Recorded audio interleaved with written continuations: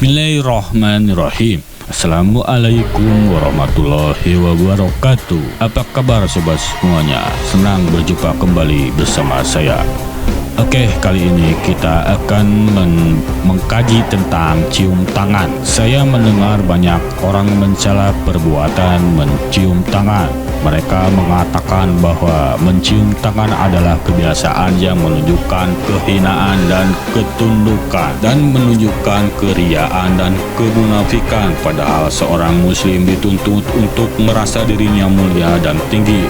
Bagaimana pandangan Anda tentang masalah ini? Cium tangan adalah perbuatan yang hukumnya tergantung kepada motivasi yang melatar belakanginya. Jika maksud seseorang dari mencium tangan adalah memunafikan keriaan, maka tentu itu adalah kebiasaan yang buruk dan tercela. Namun jika maksudnya adalah untuk penghormatan atau ungkapan kecintaan dan rasa syukur, maka itu adalah perbuatan yang baik dan tidak mengapa. Dari sini Anda dapat mengetahui sebab terjadinya perbedaan-perbedaan nas yang berkenaan dengan perbuatan mencium tangan. Sebagian nas membencinya, seperti yang telah diriwayatkan bahwa seorang laki-laki datang kepada Hisam bin Abdul Malik, lalu laki-laki itu mencium tangannya. Melihat itu, Hisam berkata, "Tidaklah orang Arab mencium tangan kecuali karena tamak,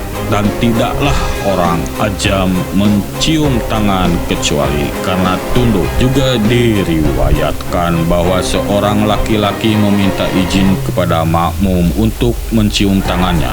Lalu makmum berkata, "Sesungguhnya perbuatan mencium tangan dari seorang mukmin adalah kehinaan, dan dari seorang kafir ciumi adalah penipuan. Kamu tidak perlu menghinakan dirimu, dan kami tidak perlu untuk ditipu."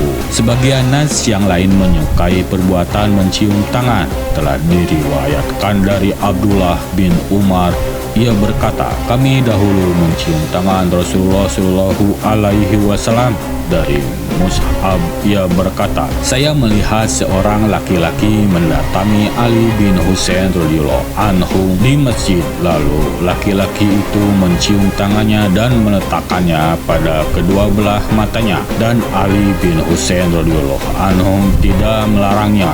Imam Al-Ghazali telah berkata, "Tidak mengapa mencium tangan orang yang dimuliakan di dalam agama untuk bertakbaru kepadanya dan sebagai penghormatan baginya." Telah diriwayatkan dari Ibnu Umar radhiyallahu anhu, ia berkata, "Kami mencium tangan Rasulullah Shallallahu Alaihi Wasallam." Dari Ka'ab bin Malik, ia berkata, "Tatkala turun taubatku, maka aku mendatangi Nabi Shallallahu Alaihi Wasallam dan mencium tangannya." Diriwayatkan bahwa seorang orang Arab Badui berkata, "Ya Rasulullah, izinkanlah aku untuk mencium kepala dan tanganmu." Perawi berkata, lalu Rasulullah Shallallahu Alaihi Wasallam mengizinkannya, dan orang Arab Badui itu pun melaksanakan apa yang dimintanya.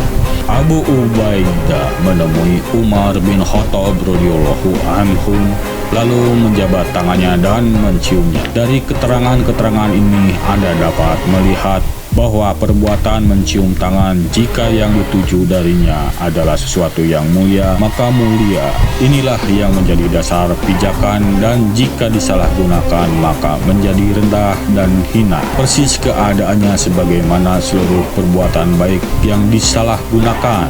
Atas dasar ini, maka alangkah indahnya jika seorang manusia mencium tangan kedua orang tuanya, ustadznya, pembimbing spiritualnya, pemimpin yang saleh, atau laki-laki agung yang hidupnya memberi manfaat. Saya tidak tahu bagaimana manusia bisa terbujuk dengan kebudayaan barat yang memandang bahwa mencium tangan wanita merupakan bagian dari tata krama, baik wanita itu istrinya ataupun kekasihnya. Lalu secara membabi buta, orang-orang menyerang kebiasaan mencium tangan yang berlaku di kalangan kita tanpa membedakan antara cium tangan yang didasari tujuan ria dengan cium tangan yang didasari ketulusan.